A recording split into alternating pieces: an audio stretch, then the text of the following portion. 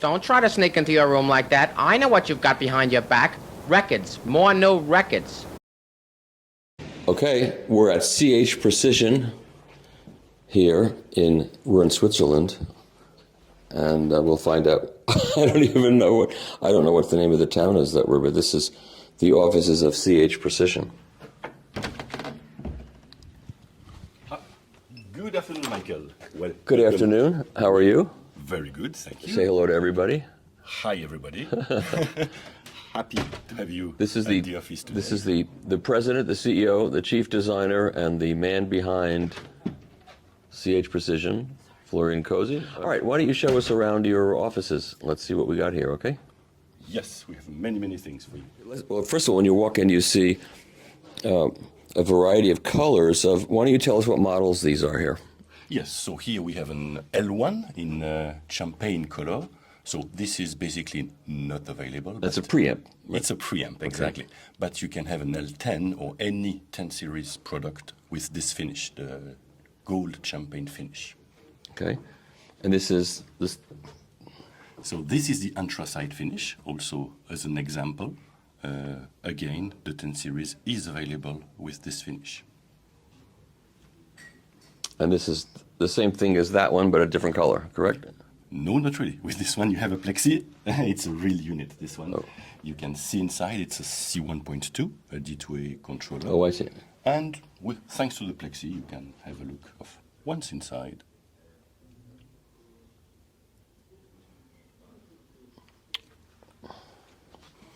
And this is a D1.5, so this is a... Right, it's the latest SACD CD transport that we have here.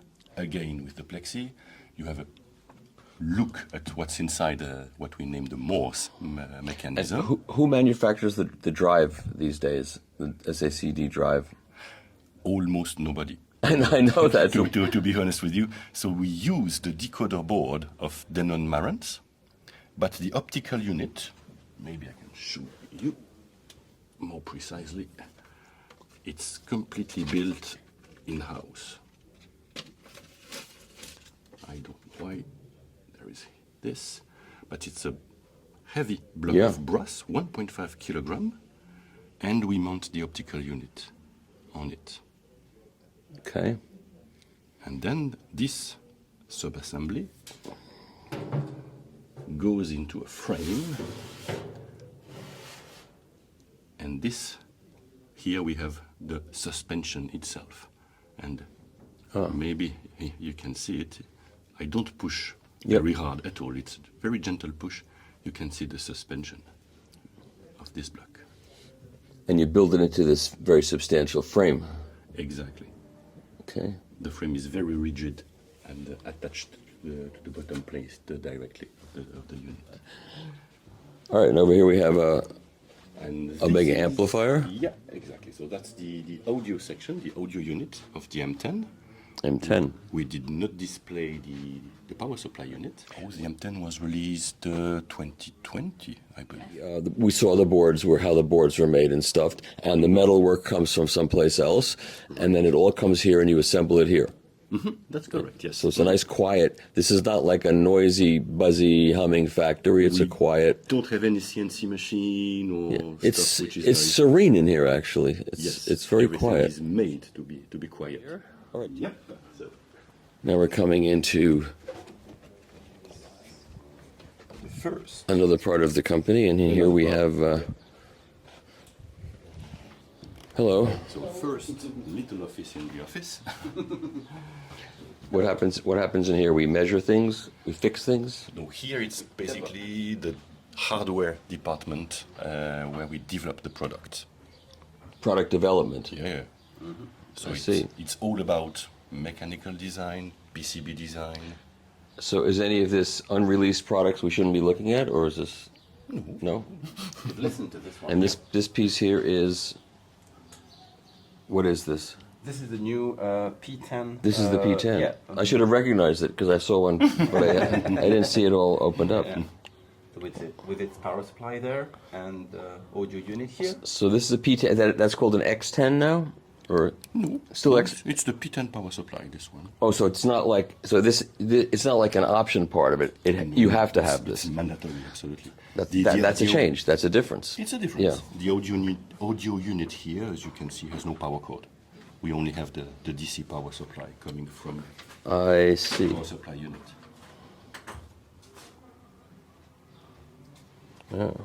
And this is still modular, and you can move these parts out, or it is. Yes, it is. For instance, this one is the optional EQ curve. This is the optional Okay. EQ curve. So if you don't have the option, you don't have that in there. Right. And also, so you can do the mono or not. So here you just see the board on the top, but you can fit in a second board below to make a stereo unit, or you can have just a single board in there and the exact same product, which makes you a dual mono P10. But you don't have a mono button to mono the stereo signal. Yes, you we don't. do. You don't have We that. do. We do in, Oh, you in do? the P10. In the P10. Not Oh, you the do. P1. Not the P1. Oh, you do have that. That's a good thing. Yeah, yeah, I think yeah. for a lot of people. Okay, so we saw these similar boards being stuffed this morning. You saw some of them, yeah, exactly, this morning. You saw some of them. I can't wait to hear this. Are you happy with how this came out? Yeah. How long did you work on it?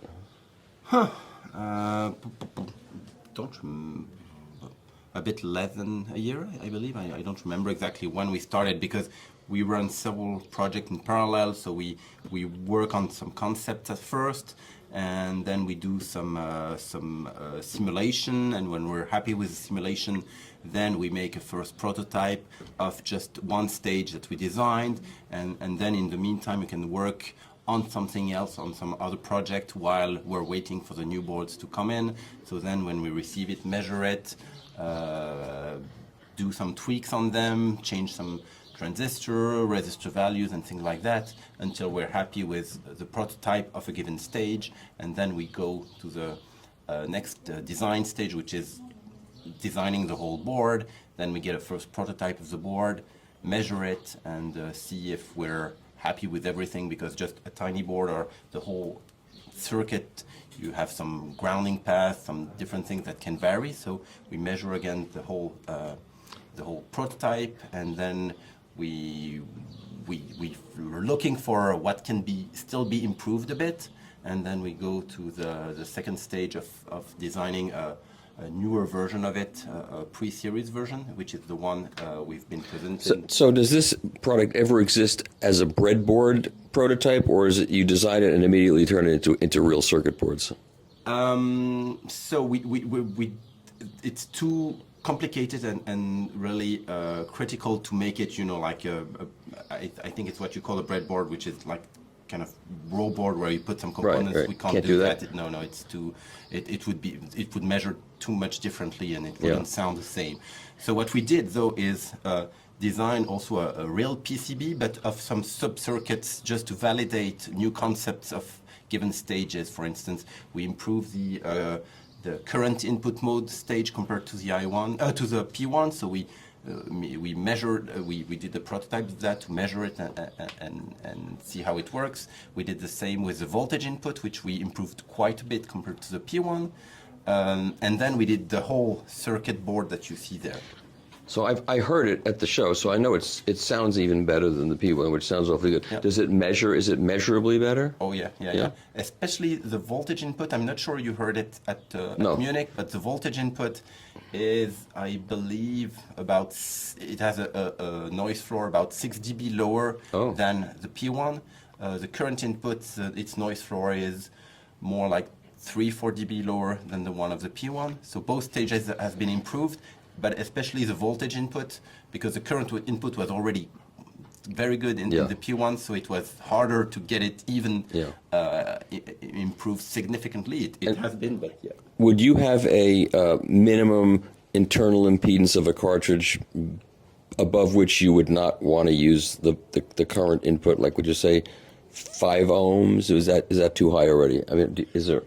It's not only related to the impedance, it's more the current the cartridge can deliver. So it's usually cartridge manufacturers specify a voltage swing that the cartridge deliver Right. and an internal impedance. So if you divide the voltage by the resistor, it gives you the current that the cartridge can deliver. And based on that, our customer would choose either a current input mode input in the P10 or the voltage, but more on the current that the cartridge can deliver. So it's not like at 5 ohms you stop that. Yeah. Some cartridges with 6, 7, 8 ohms still work fine if they have also a high level of voltage that they provide. Okay. And some others maybe already at 4 ohms with the voltage input, it could already be better. So it's really a trial and error. I mean, you choose depending on what you prefer. Yeah. Exactly. Yeah. So I was giving you a simple-minded choice of things. I shouldn't have done that. Well, it's a bit more subtle. There's a range in between where both could work very good, and it's really. So you have to take into consideration both the voltage and the impedance before you can decide whether whether the current input is the one to use. Exactly. I'll keep that in mind. Are you still using the record, the test record like before? We do have the same test record? Yeah. Okay. All right. Well, listen, I don't want to keep you from your work, so thank you very much. That was very, very useful. You're welcome. Thank you. Welcome. Okay. Thank you.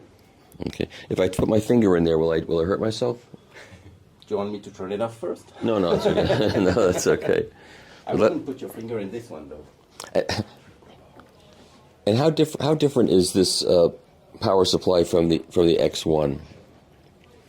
How different is this power supply than the X1? It's completely considerably different. It's completely different. First, you have much more rectifying caps than what you have in an X1.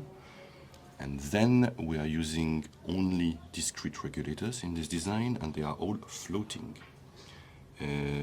Which means, simple words, that each voltage at the output here into the cables have a plus and a minus. And then we choose whether it's a positive power supply or negative power supply. But this is done here. We have a star ground here in the local power supply. I like that every office has album covers. And here you have this guy I know. Right. Hi again. Hi there. And you are the software guy? Yes, I'm one of the software guys. One of the software guys. So you develop the software, and you develop the upgrades to the software that we can get on the internet and on a stick and. Exactly, and also the Android application. Yeah. And what are you working on right now? Right now, I'm working to fix bugs that we found in the application for P10. Oh, okay. So Kevin found some minor bugs. There. So I'm All taking care of them. Okay. Thank you. You are welcome. Keep calm and eat fondue. Okay. I'll keep calm and not eat fondue. Is that okay too? Okay. So what's going on here? What are we doing? I'm one of the embedded software engineer, so I'm doing a lot of software work for the products, graphical user interface, some embedded device handling, managing, and so on. So What piece is this here? this is a prototype from the C1.2. So this is not a final product which we are just working with. So you can see that there are some modifications, some tests on it, and I'm still working on it today. And this plugs. This is now this oscilloscope is now plugged in, or something's plugged into right there. Yeah, this is an emulator. To the computer. Computer. Yeah, Okay. exactly. So it's mainly to program the microcontroller here. We have the same for the DSP and the FPGA and so on. What would I see in the front of this product? Whatever we have on hand, to be honest. I see. No, the unit is not powered. So it doesn't matter what, No. because you're developing software as opposed to what the product We is. use scratched front panels and things like this for development. Okay. What's written on the display. Well, I don't want to keep you from your work, so thank you very much. You're welcome. Okay. So here, it's the main section for prototyping and boards testing. So you can see here on the left side some boards which are ready to be tested, which have been and have for one issue at least. This is an M10 channel. We have here L10 channels as well. So these are finished modules that you're testing. Right, because we test each and every sub-assembly Yes. before it goes to final assembly. We'll only use sub-assemblies which have been tested. These ones are tested. You can see we have a green dot. What does that somewhere. mean? It means it's perfectly fine. It's perfect. Yeah, you can start the final assembly. And why does the green dot go on the fourth module from the right in the back? Is there any reason for that? We are psychopaths. It's just what it is. It's just your. It could go anywhere. But that's where you put them. Okay, I had to ask that because I didn't know. And so this, And what is this? This is an i1 amplification board, which also embeds the DAC. So that's the integrated amp Okay. main board. No. So here it is exactly how it happens, how we test. If you maybe just focus on the display. Here we are doing some software, dedicated software for Okay. tests. And this is the kind of thing an end customer is never going to see. Yeah. But it's useful for us for testing the boards in performances. I believe here you are testing the R2R ladder of the L10 audio preamp. Is it correct, Nicolas? Yes. Okay. And this is a very large amplifier here. So it's a test jig for M10, this one, I believe. Mhm. Oh, so this is a test rig. Yeah. It's not a product. No, I was gonna say, I've never seen it that big. Yeah, it looks very unusual to me. hopefully not. Boards, yeah. These are just more boards that you're testing. Yeah, for testing. They don't have green dots yet. Not yet. They hope to earn a green dot, like a degree Maybe from a they are university. eligible for Yes. the green dot. One day, you too will earn a green dot. Tests and the prototyping in the same area. And for us, it's important because when you are doing some tests like Nicola is doing, something goes wrong, you have the engineers in front of you. Yeah. Makes sense. It's And here we have, easy. these are just more test. Yes, yeah. These are all in use for testing various circuitry. First, stock of components. Maybe you remember at Telsa, we have the same kind of shelves. So these are, and you're just keeping these in a situation so they're static electricity protected and temperature and humidity controlled? Yes, humidity. Humidity is mostly, definitely okay. the key for this, so that we can use the parts a few years later. We have a real stock of semiconductor in these shelves. It's almost like an incubator for eggs. Yeah. It's close to that. The harem is in here. What goes on in here? Here we test the EMI, EMC. And that's really critical these days. It is because really critical. Yeah. And so this is a Faraday cage kind It's of a thing? Faraday cage, a real one, and we have the antenna here. We have the high frequency spectrum analyzer here. We close the door, everything, and we make perfect measurements. And do you find that it also helps to actually take these products out into the field, into certain locations to see how they perform, or can you pretty much tell how they're going to perform in terms of EMI, RFI rejection from this? We found out after many measurements that some EMI noise can be in a way reflected in the audio band and affects the audio band. And it's a very new topic for us. We have this for the last 8 or 9 months.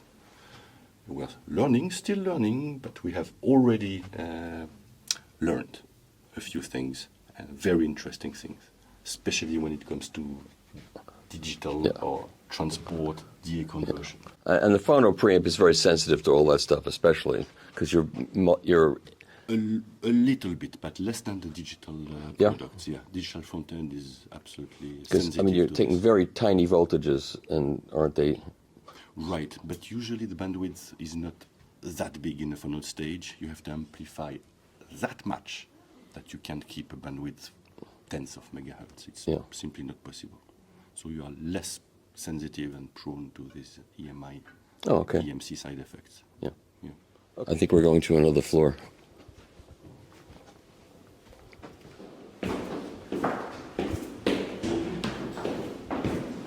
Now we are entering the inner sanctum. So that's the first section of the assembly line we have. And here we are more or less only mounting small sub-assemblies. Small sub-assemblies are these kind of things. So we prepare one board, we receive typically from Telsa, then we add the mechanical parts and all the wires. So it's work in progress because there will be wires here into the Lemo connectors. This is a P10? Is this a P10? This one can be either L10 Oh, or P10. it's interchangeable with variety of. Oh, Yeah, I yeah, see. yeah. I see. It's the same That's smart. assembly. Very interesting. Is what Anna is doing in front of you. And- Let's go there. Okay, let me just see.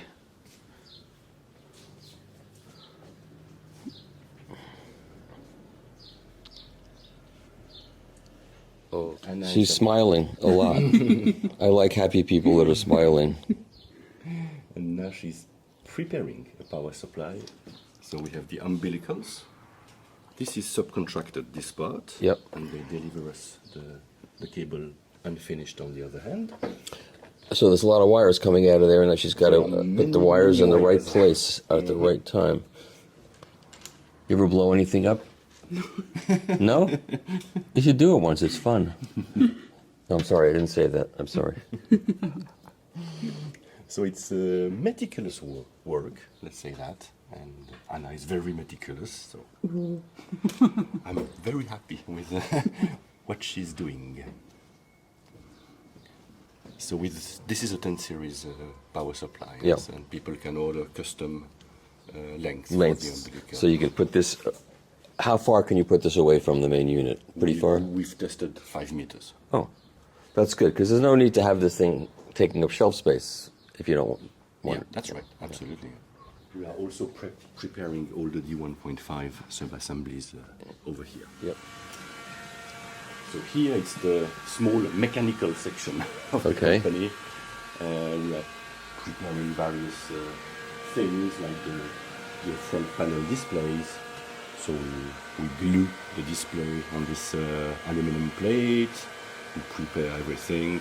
So there's a lot more handwork involved in this than people think. Yes, yes. It's very time consuming Yeah. to manufacture To do a it real product.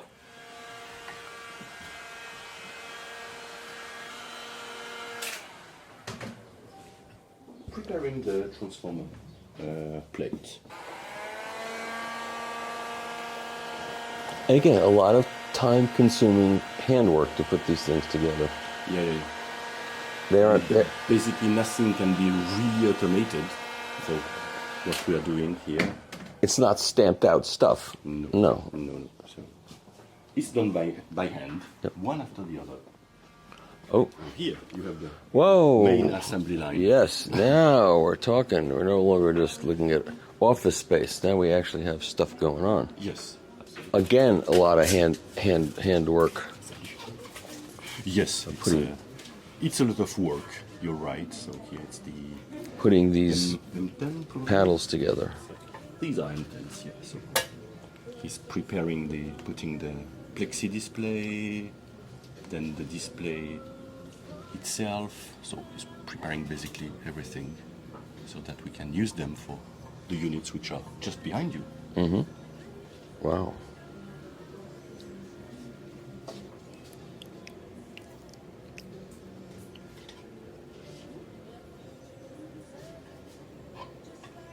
That's a big transformer.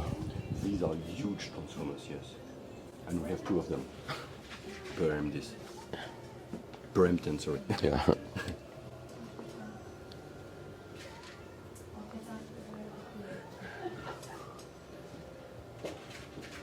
So, if anybody who thinks it's a couple of transistors stuck in a box is what this is, they let us disabuse them of that delusion.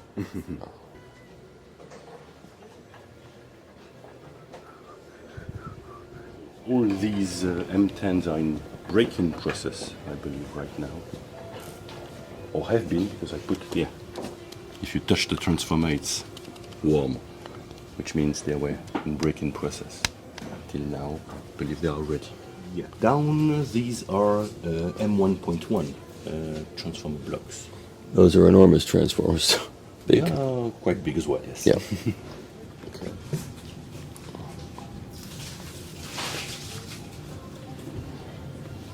Here it's the damping of the panels preparation. In the 10 series, they are all damped. Yep. So it's done by hand. It takes a bit of time to do it. Yeah, it's a lot of hand stuff. Everything's by hand. Yes. actually. Yeah.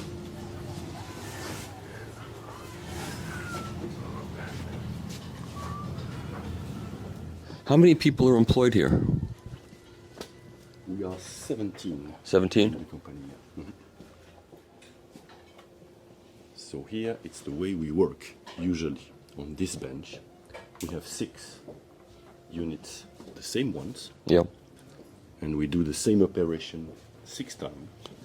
So So it's not like a person builds everything. It's one operation at a time, done times 6. exactly. So it allows to gain a bit of time and to be a bit more efficient than building one after the other. These are not big production batches, Right. definitely not. But we are not mounting one unit after the other. Right. Here are units Ah. you know. P10, baby. Here's your P10. So P10, we've built 7 pre-series units. Is this any bigger physically than the P1? No, it's the The same, same size. Exactly Yeah, the that's same good. size. I like that, actually. We need not go down the rows. Let them do their work. No, I'm sure Andrea is going to be happy to show you what Oh, yeah. she's doing.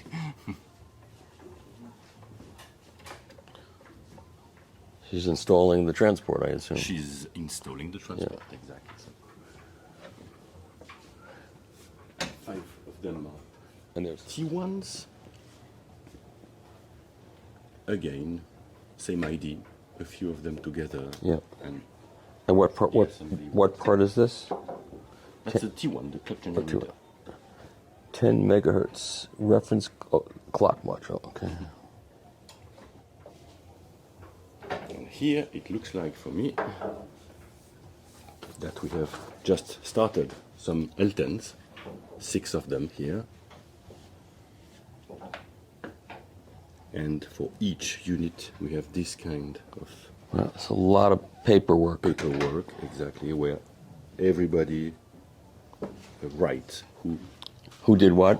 who did what, who is in charge of what, sign at the end, and then we have an idea of we can keep a trace, keep tracing the unit if needed. Who makes the best ones? No, all of them are perfect. I'm sure. It's a very initial stage that you can see here.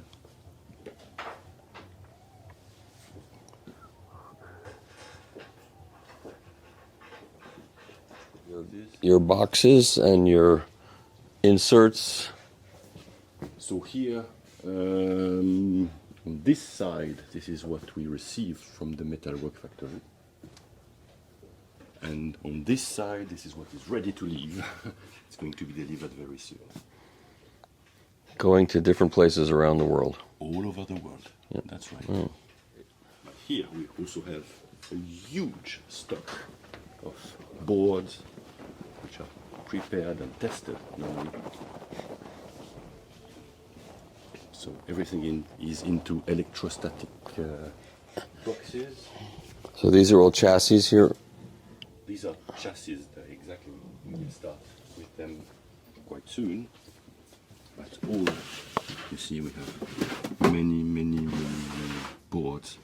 And these are finished, tested These are boards. finished, tested Yeah. boards. Yeah. And you also have backup of everything for repairs, just in inventory. Right?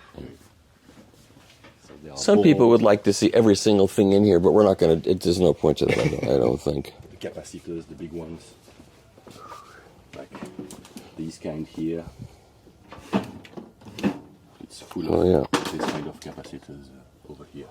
Because these things are not put on boards; they're done here. It's not. They're not. None of this is like board stuffing. These are too big apart, so they have to be put in. That's right. It's it's wired and screwed. Yep. With lugs. And there's plenty of metal parts here too, obviously. These are transformers. Yep. On this side. A few screws and washers. And this is the mechanical part. Yes. Yep. Heat sinks, some isolation. Metal plates. Plates. This is a copper. This is a dissipation plate for the power amp, typically.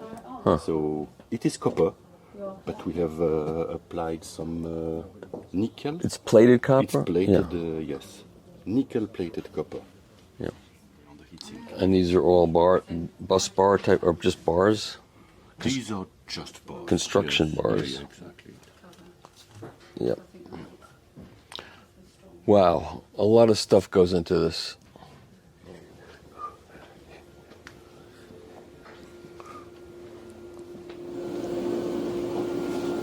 Candido is preparing some windows.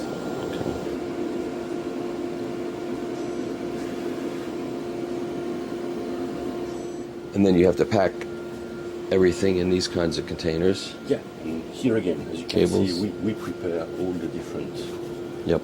labeling of Okay. the cardboard boxes.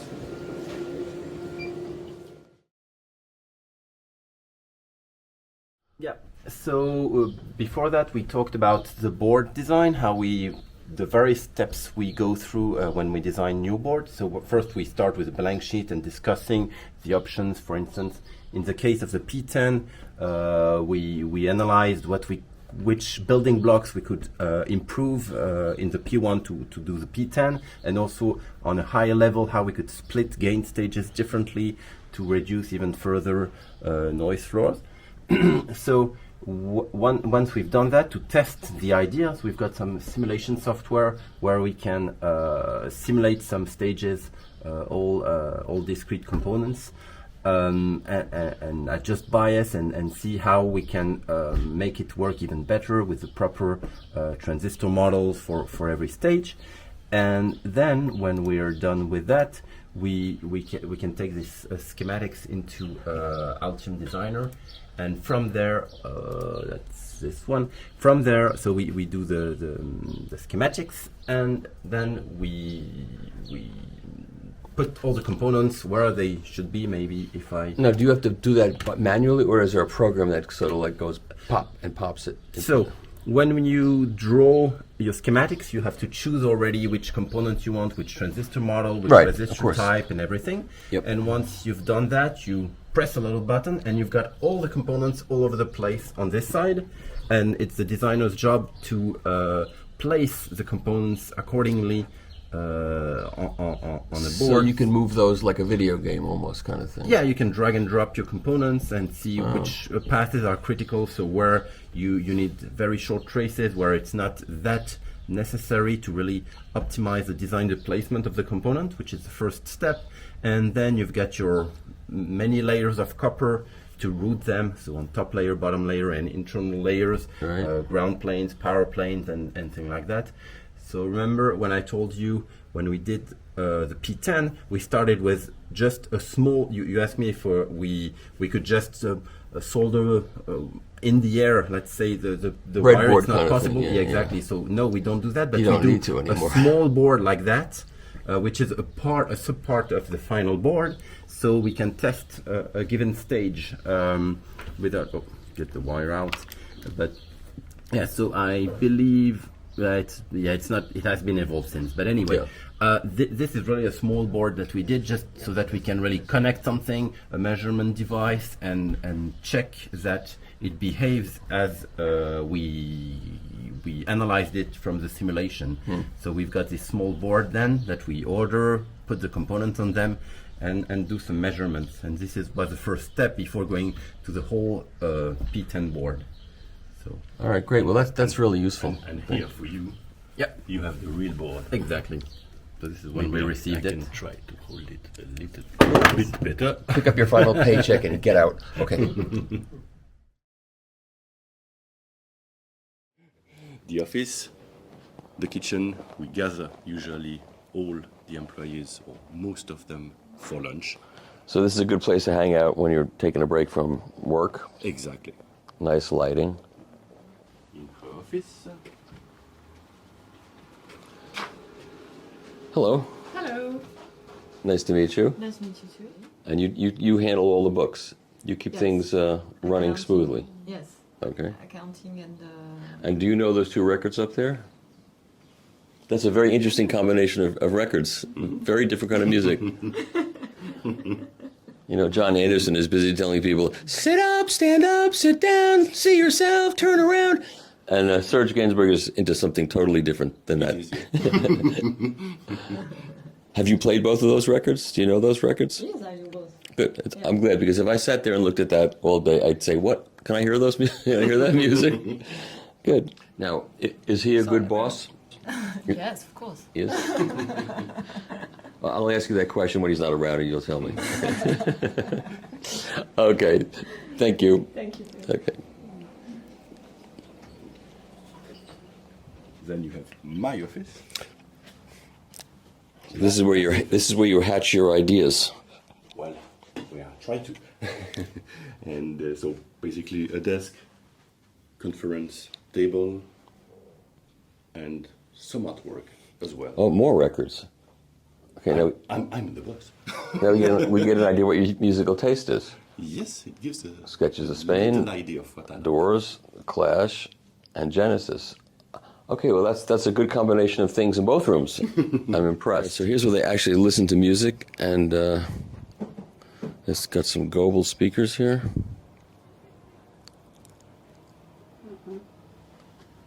Oh, it's the award wall. Yes. IKEA provides this cabinets for the award wall. That's pretty good. Stereo Sound likes them a lot. The P1 got it in 216. There's an Air Force 3 with a Talus arm on it. So they have a budget turntable, a modestly expensive turntable, a bunch of records. Notice they don't have any of the competition's equipment here to test it against. They don't want to hear that. They just have their own. And there's no wiring. How come there's no cables? Is this a wireless system? It's a wireless system. Fantastic. Till tomorrow, maybe the day after, once we receive the stuff from Munich. Yeah. Munich kind of emptied the shelves here in terms of the listening space. Okay, we'll accept that as an excuse, but I'm not sure about it. But I'll accept it. I'll accept it. I'll send you a picture of the crate. Okay, I trust you. We are in Sion, Switzerland, at a place called Telsa. Not Tesla, it's Telsa. It is a place that stuffs the boards for CH Precision, and we're going to go see how they stuff the boards here. All right, so we're going to walk into Telsa, not Tesla. I thought I was coming to Tesla. It's kind of disappointing, but it's okay.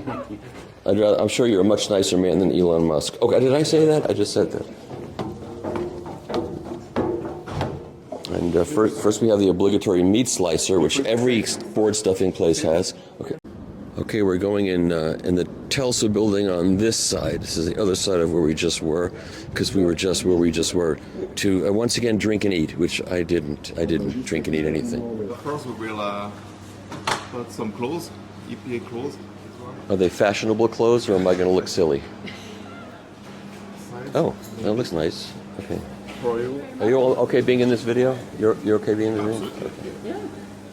We will watch everybody get robed. Then we'll watch them get disrobed. It'll be much more sensual than this was originally going to be. This area is the area where we do the electronic assembly for the circuit board.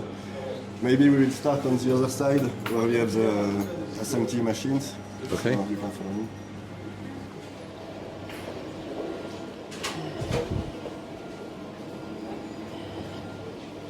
So everything starts here with a bare PC board.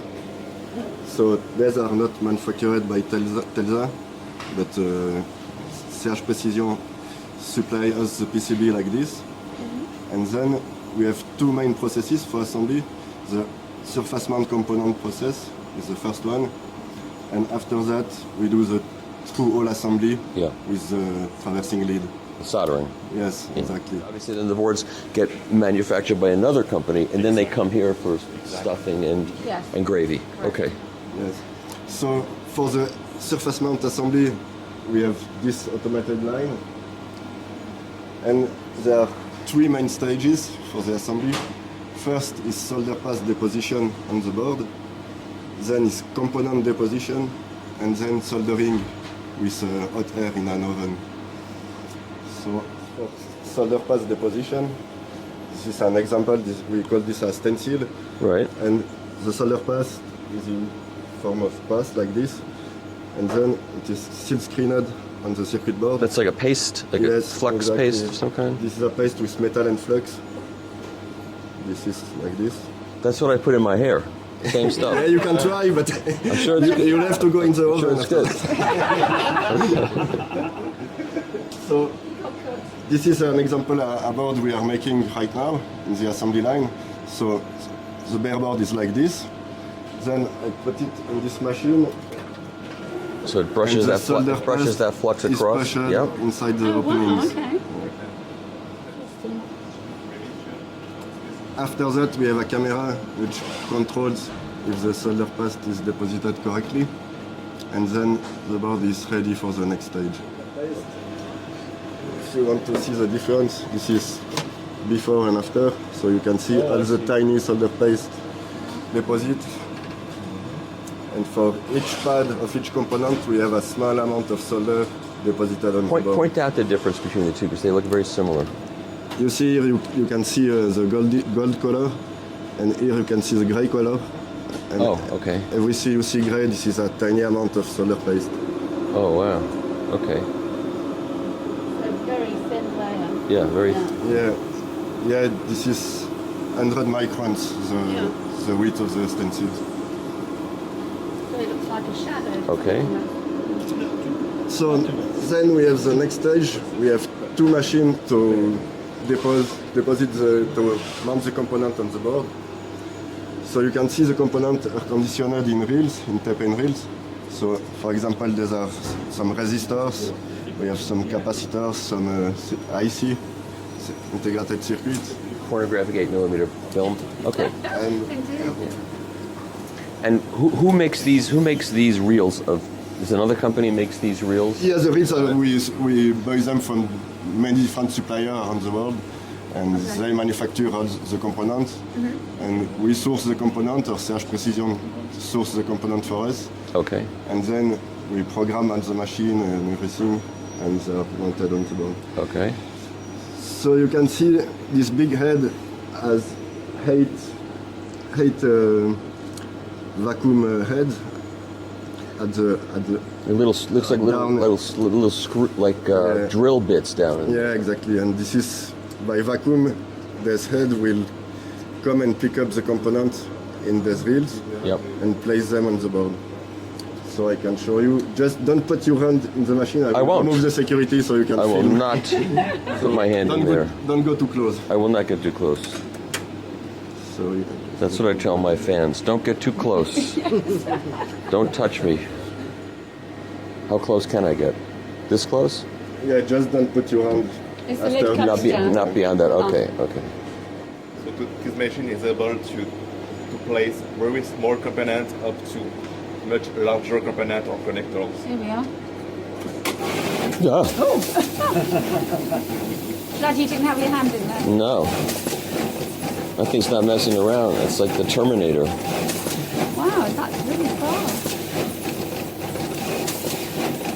That's how they make the Toblerones now. That fast. So the red flash is for illumination of the components, and underside the red flash there is a camera which finds the exact position of the component to realign it correctly on So the board. guides it to the right Wow. Yeah, position. you can see on the screen here the detection of the component by the machine. Okay. It loses something in translation to the screen, like movies. It's much more exciting down here where it's really happening. And then you can see that these things are moving as they pull the parts out. So it's picking them up off of there and then dropping and depositing Dropping them them. in, yeah. Yes, this is by vacuum. For each cycle we can take up to 8 components, and then the 8 are recognized over the camera and placed onto the board. How long does it take to stuff one board? About 2 minutes, like we just saw? Yeah, it really depends on the board, but for this guy it was 2 minutes for 2 Yeah, boards. yeah. And this is only half of the component because Right. now we have a second machine. That does a different thing. No, that's exactly Is this the same this is machine. the see-through part? This is the other part where that was surface mount and No, this is all surface mount. all surface mount. It's just we have 2 machines and they work in parallel, I see. and it's faster like this. Yeah. And it's mainly we have 2 machines because sometimes we need a lot of slots for a lot of different components, and 1 machine is not enough if you have a lot of multiple different components. So we work with both machines to have more capabilities with our Okay. SMT So it's line. quicker. Yeah. Yeah. And which board are we looking at? This is an option board. This is PCI in or out.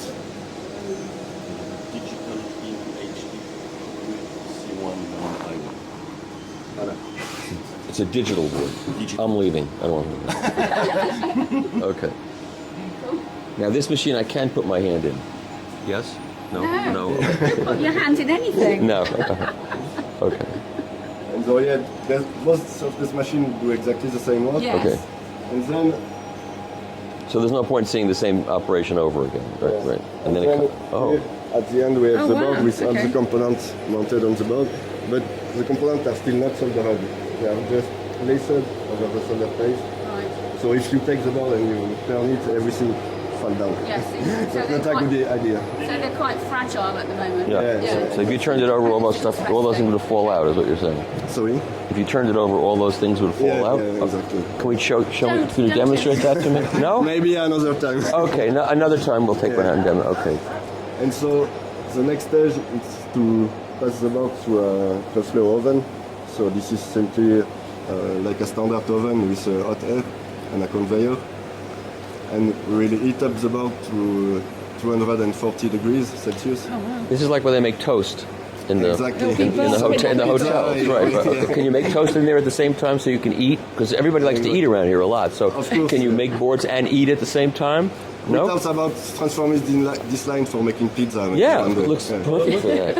It does. It does. Now, where are these machines? Where are these machines made? Where is this? Is this made in Italy? The Yes, Solano? for example, this is Yamaha. So you know the brand Yamaha. Where's that? Oh, Yamaha. Yeah. Yeah. Oh, so made in Japan. Okay. Yeah, yeah. And this one is made in Italy. This one, no, this is Dima. I guess this is a Swiss company. Oh. So I'm looking at the I'm not colors. exactly sure. So I'm looking at the colors, and I'm thinking that must be Italy, and then I see Solano, but okay, it's made in Switzerland. All right, same thing. And so now it's heating up, and you keep tabs of the temperature. So after Oh, the board goes out of the oven, we have the not completed, but the SMT surface mount process yeah, is finished. amazing. So now it's not so fragile. If you No, shake no, it, the you piece can shake it. Oh, right. Hopefully, Now you can bang me over the head with it. That's okay. Okay. You just broke it. And is there any problems with like static electricity Yes, discharge? of course. This is why we use this clothing, I see. and all the floor is connected to the ground. Yeah, And we have all special shoes to be connected to the ground. Okay. I see. I'm glad I asked. I'm glad I asked that because I wouldn't have. I think Yeah. people should know that this is all Yes, absolutely. static So all this discharging. area is protected Yeah. against static discharge. Yes. Okay. So then we have to do an inspection on this board.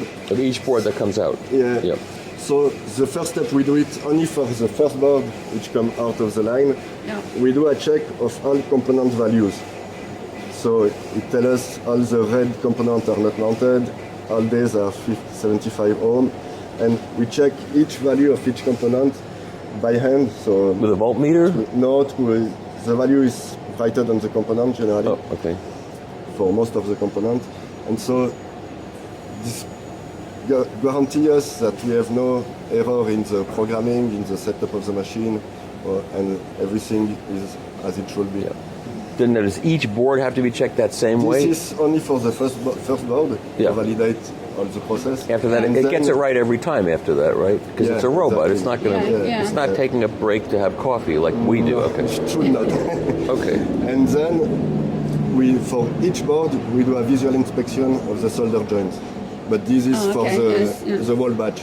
How do you do that? So it's so tiny. Do you have to use like a microscope? Yeah, we use a microscope. So this is an example.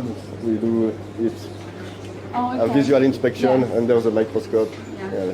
Oh, so she's got to look at each one of these and Check them. wow.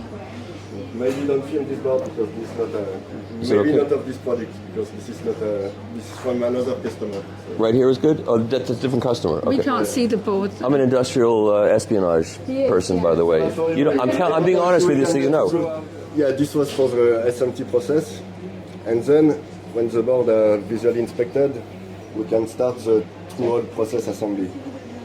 So through-hole is this other technology with the lead of the component going through the board and soldered on the other side of the board. Yep. Is this CH again, or is this some other? Yes, this is CH. Okay, that's good. This is a mains board. This is a power supply Yeah, part here. some mains supply board. So. Okay. Okay.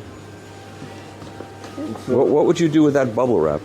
I mean, that's the most important This is to component. package the I know, board when but they are what would ready you to what would ship. you do without bubble wrap? Well, how would you pack anything without bubble wrap? I don't know what you. I don't either. What did we do before bubble wrap? I don't. That's a good question. That was before we had the boards. That's true. That's true. So in this area we also do manual soldering of the through components. Okay. Or we have another way of assembling them. I can show you this other machine back here. So the board we are seeing are also not CH boards, so we ask you to not film them or not put them on, Over there, on over the there. internet. There and there, this is also not a CH Okay. board, so you cannot All right. publish that. Okay.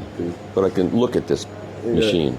Okay. So all the components are placed on the board, but not soldered, and then they go through this machine. First to preheating. I can't. But I can't look at this. I can't get closer. You can look here inside. Yes, I can? When the board passes, maybe. You see there is a solder wave, which is going to lick the underside of the board, and solder all the components in one go. It's having a bath. But that's underneath it. It's getting hot. It looks very hot. Yes, this is a big bath of liquid metal. Oh. So you don't want to be And touching. this You is don't touch that. no, you. I don't want to rather touch not. that. No touching. Oh, is that liquid solder? Yeah. Oh. Yeah, we have 300 kilo of liquid solder. Wow, look at it's that. not a good bath. Not a good day if you want No. to take a bath. Stay away. And then it comes out here and cools off. Yeah, exactly. And then you have an old-fashioned CRT just for nostalgia's sake. Or? This is all dry cabinet with controlled humidity. So Can I show this? yeah, you can show this. Oh, you keep your records in here. Is it a vinyl record storage? No? We could, yes. Yeah, for lunchtime. What are those? There are big reels of components. Oh. Oh. There are some. Oh, so this is a storage. I see. Yeah, this Yes. is storage, and we have to maintain the low humidity to not damage the component. Oh, okay. And also static discharge. Yeah, Yes. but static it's okay because the whole area is controlled. Yeah. Yeah. And do these machines ever have to go down for maintenance? You gotta, Yeah, of course. How often does that happen? Once a year we do a complete Once a year. calibration and maintenance. Yeah, that's not to bad. guarantee the accuracy of the machine basically, because we need to be really accurate Of course. when we mount the component. But once a year maintenance is pretty good, actually. Yeah, You know? we do also in between light maintenance, but Yeah. one big maintenance Yep. once a year. Look, the car's 80,000 mile checkup. Yeah. In between, you just do an oil We change. can mount at the maximum 20,000 components an hour with this machine. 20,000 an hour? Yeah, at the maximum. Maximum. We rarely use this kind of speed because we do a lot of small batches. Yeah. And for us, the speed is not the most important. Right. Yeah, so this is a brand new machine, and we haven't put it in service now. This is the smart flow machine? The selective soldering. And previously you had a stupid flow machine? I don't understand. This machine is really more flexible because you can have SMD component on the both sides. At the same, simultaneous both sides? Yes, And that one only does one side. yes, only one side. So no here. wonder this is smarter. Yeah. It does both sides. Here the board doesn't move, but it's the solder wave that move below the boards and will solder the component. Is this like a new development, or it's new for you? Or No, it exists for many years, but this brings more flexibility for a customer. I can show you. and can you This machine is not able can you to- talk about how much does a machine like this cost? $2 million, $3 million? No, much less. Less? Yes. Oh, so they're bargain priced. Everybody could own one of these now. Have in your basement. Okay. I can show you the range of components that we can mount with a pick and place machine. So this is kind of the biggest component we can mount. Oh my This is goodness. some BGA, so ball grade array. I can show this without Yeah, being arrested? yeah. Okay. And there's almost 1,500 connection on this only one component, for example. And that was once done by hand. It's unbelievable.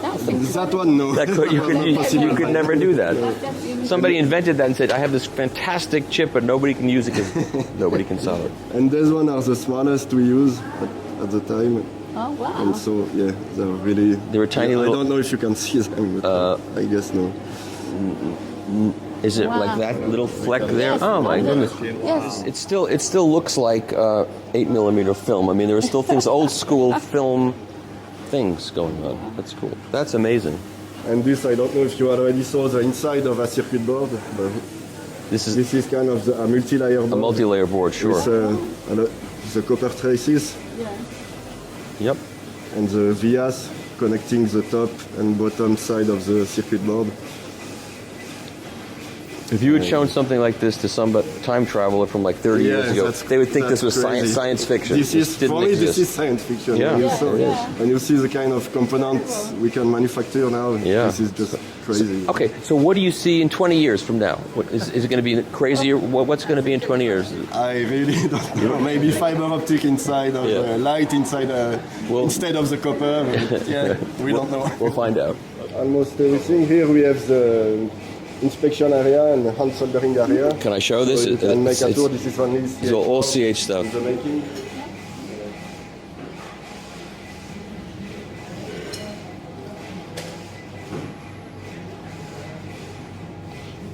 So this is like final cleanup.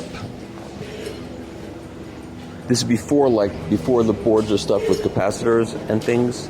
Like it's gonna eventually look like that. Yeah, exactly. And where do those things get put on? Where do those? I believe by hand.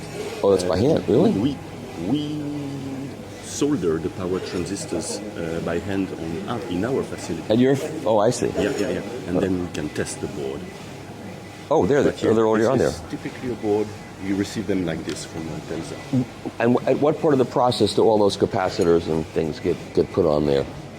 Oh, like we haven't seen that part of the process, right? It's the hand soldering, yes, typically. That's all hand soldered, Yeah. and that's This over there. board, yeah. And she's taking a coffee break like everybody else here. Okay. Okay. That's right.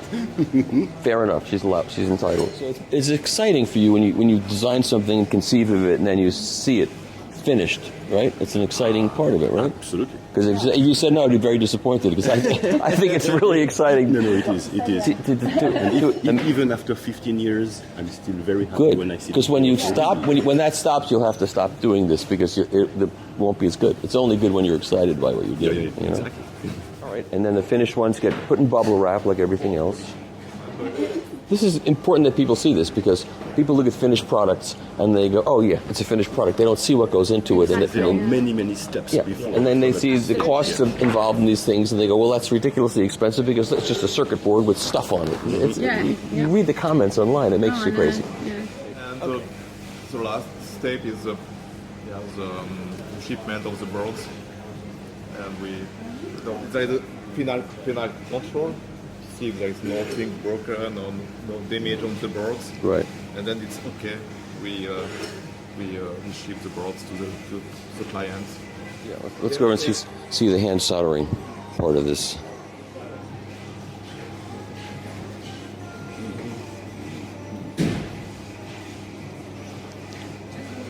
Each one of those has to be hand soldered. Each little. See that? I built a color television in 1969 with vacuum tubes, and I had to do all this hand soldering. It was bigger than this, but still, it was every single pin had to be soldered. It took me a whole summer, and I finished it, and it worked. And then our house got robbed, and it got stolen. Oh no. Oh yes, that was a lesson in letting it go.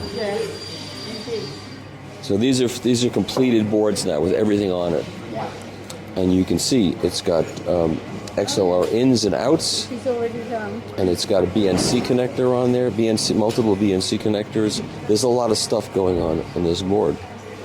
And what is this for? What is this board for? This is an L10 audio, that's the audio preamp, the audio board in the L10, one channel. It looks like a small city from the sky. What is this? So we separate. Here we have two boards on the same panel. Oh, I see. And we cut with a diamond. Oh, that makes sense. Yeah. Ouch. Okay. So they're made in like two at a time, and then you cut them in half. The smaller board. It's like sliced bread. Yeah, for placing the SMT parts, you can it's much better to have a larger area. Yeah. A single board. I hope you're impressed at home when you see all this going on.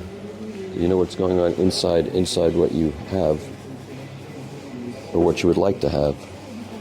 Okay. Which board is this? Do you So know? this board is the power supply of the L10. Oh, okay. It's the local power supply in the audio unit. Okay. This is the quality sheet which follow each product. So each worker put his date and visa of when he have done the work, and we can follow all the advance in the product. If there is a problem, maybe 3 months from now, after we delivered the board, we can see who worked on which board and trace back some issue maybe, and find the root cause of the problem. So documentation is very important in all of this, so you can trace. Traceability. And what is the starting date? This is a to the P10. This is a end P10. date? Now I'm getting excited. This is the delivery date, for example. Oh, okay. And so we started in February Yeah. this year, for example, for this product. Yes. And all the way down to today, Okay. which P10. each step is P10, yeah. documented. Excellent. And so when a new product comes out like this and the board starts coming in, do the people doing the soldering have to be trained to know where they're soldering and what they're So we doing? do some documentation that we do internally. So CH Precision send us some documentation, bill of material and some other assembly drawing. And then on top of that, we do our own documentation in-house. And we train the operator on specific tasks. Okay, here's the question. When a product is done, does CH come down here with a finished product and set up a system so that people that work here can hear what they're doing, or never? No, because this is quite standardized. So Wouldn't it be nice? Wouldn't it be nice to like set up a system here and say, "Hey, here's what you've been working on. Let me show you what it sounds like." Wouldn't that be nice? Let's do it. You can bring us one next time you come. I wanted to. I think it would be, I mean, don't ask me to do this kind of thing, but I think it'd be a really cool thing to let Well, they people could all hear. come to Bring them over, have a field trip. That would be better Get a to go bus. to CH, actually. Let them come hear it. I think that'd be a cool thing. Actually. Yeah, that would be fun, yeah. Maybe at Christmas. That would be a good Christmas present. Yes. Yeah, yeah. All right. Oh, it's on camera now. Recently, we've promised you that after Oh, the really? meeting, you will all be invited. Yeah, we have to. Okay. I like making trouble for people. Yeah, well, okay. why not? So Yeah. now it's Why not?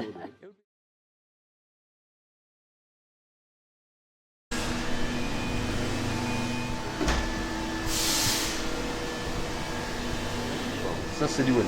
So that's the raw aluminium, how Mike receives it. And where does this come from? Ça vient d'où? Allemagne. From Germany. Ah. Yeah. En Suisse, mais en Allemagne. Then this is the front panel button of our unit. And this will give the deco cap that you have on top of the cover that you can screw. So that's the raw material. And then it's entirely machined, anodized. These are the feet. The feet of the unit. This is steel. Wow. Very heavy. And these are all the tools. These are all the machine tools. C'est les outils. Donc le tournage, c'est la pièce qui tourne et l'outil qui est fixe. These are extremely expensive. Et les tours qu'on a ici, ça c'est 3500 francs pièce. Alors ça, C'est la tradition. c'est la tradition. Tradition. Les outils de mesure sont des boîtes en bois. Ouais, en plastique aussi maintenant. Maintenant c'est en plastique. Pied aussi. These are the feet of the units. Le foot. So you got the foot, raw, the foot finish, and then that's pushed into it. C'est quoi, tu la chasses? Non, la chasse comme ça. So it's like That's pressed in. Yeah. Ouais. Okay. And then where are these machines manufactured? Non, Austria. De bibroche, one spindle, comment tu dis? Un second spindle. La broche, elle vient. Tac. Il travaille là, et il travaille là. And so what is he machining in here now? You know? Qu'est-ce que tu es en train d'utiliser là? Alors en fait je suis en train de faire une pièce. Donc ça c'est on vient chasser un tube et puis moi j'usine toute la pièce ici et après je vais à la presse derrière et je viens chasser le tube.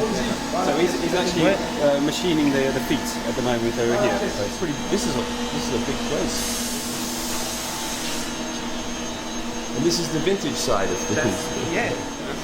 Donc ça c'est la presse et puis donc on sort la pièce, on met un posage pour bien le centrer, une petite pièce en laiton,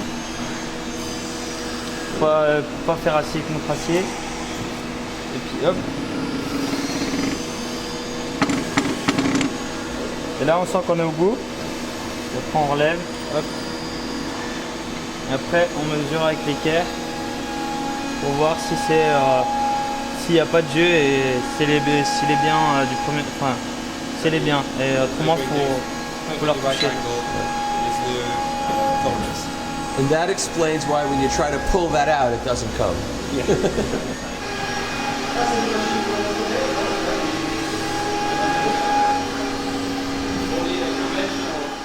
What's interesting is that in the old days, everything was green. That was the color of everything.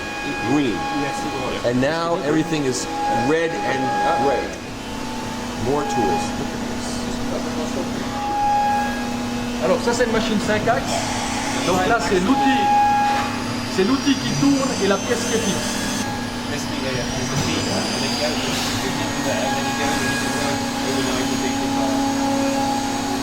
Oh really? It's like an assembly line of stuff. Yeah, it's full of remote controls.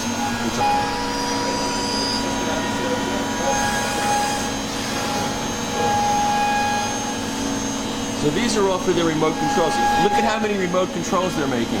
So it's just, just in case you think this is like a very tiny business making these really expensive amplifiers and electronics, look at how these are all remote controls sitting on like Stairway to Heaven up there.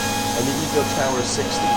How long does it take to make one of these? Ça prend combien de temps pour faire It's about 15 minutes. That's a lot of time on a lathe like that. You know, what's interesting is I know none of us that own these kinds of products. We get a piece like this, and we don't really appreciate what it takes to manufacture and to design it and to lay it out like this. I mean, look at it's a shame that you can't see inside when you buy something to see what's going on in there.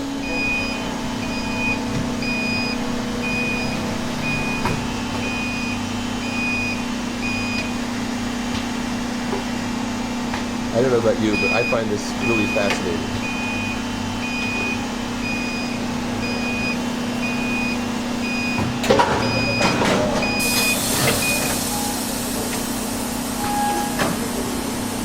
This is all to make the remote control to put in your hand. It's insane. In you go, baby.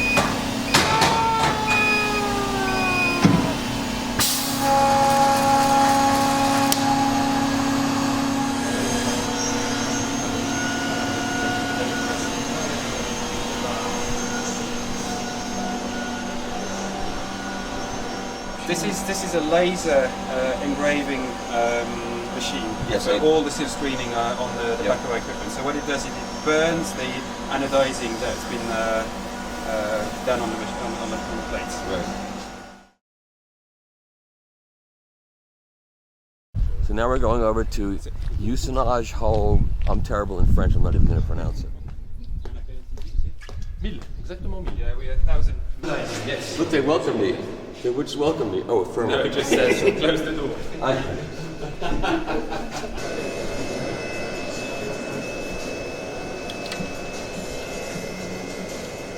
So this is done by hand. Each one of them. It's done by hand, absolutely. Yes. So the way we assemble the thing is we have the plates and then we have these little bars, and these little bars are assembled. That allows you to assemble the thing, and then we have little guides that allow to pins, I would say, pins that allows you to assemble things and make it all together without having any visible screws. Right. So that's where the pin is going. I see. Inside here, and then it's going to be the same hole in the front panel, because that's where the front panel goes, and that allows to make sure that this part and the front panel will stay lined up properly.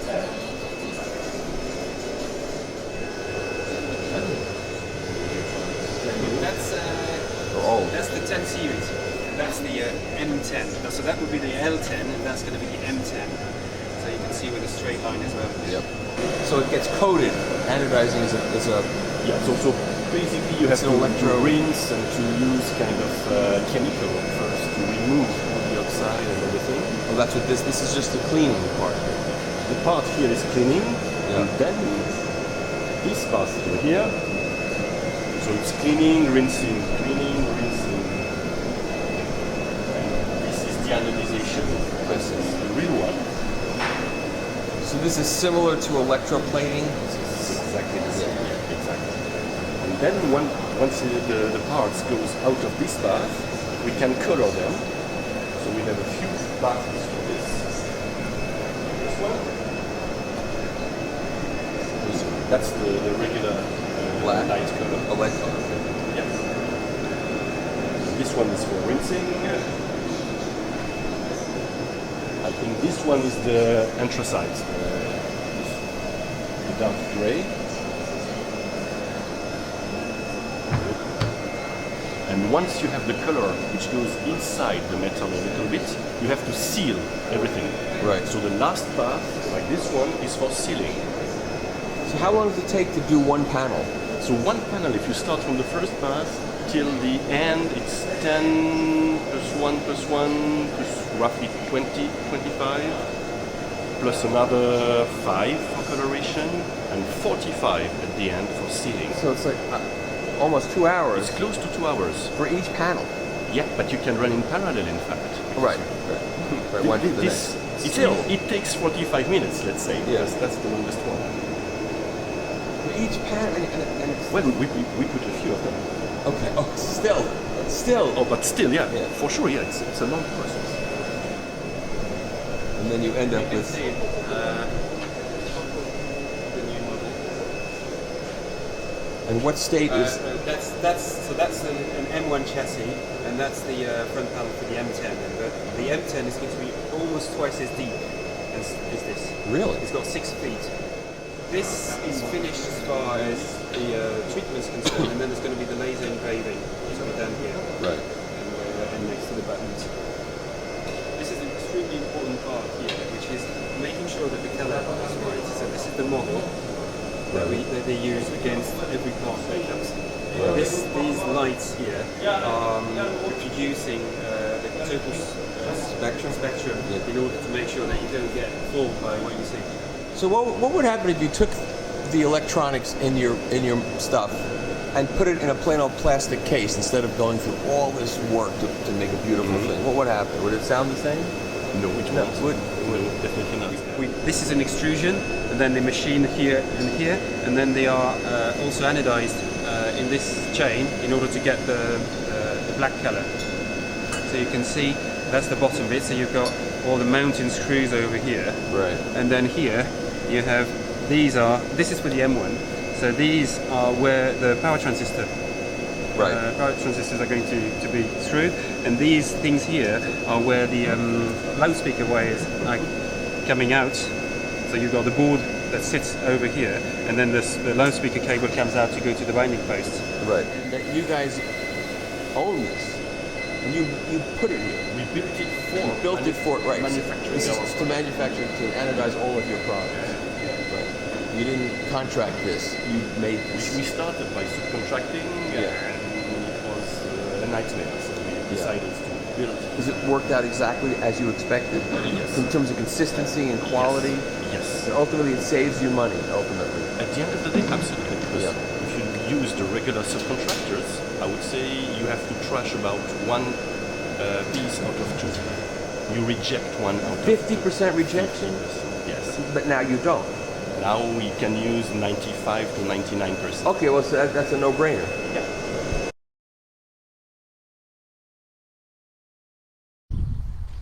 These are the units for the front panel, the raw material for the front panels. There's a lot of machining. Ça c'est les fonds de DA. This is a steel plate. Les capots, Just ça c'est machining. des fonds, ça c'est des côtés, face avant des 1.5, face avant de M1. One at a time. One at a time. It's his judgment as to when this is done and ready. So it's an individual judgment. Yeah, they are very specialized workers. Yeah.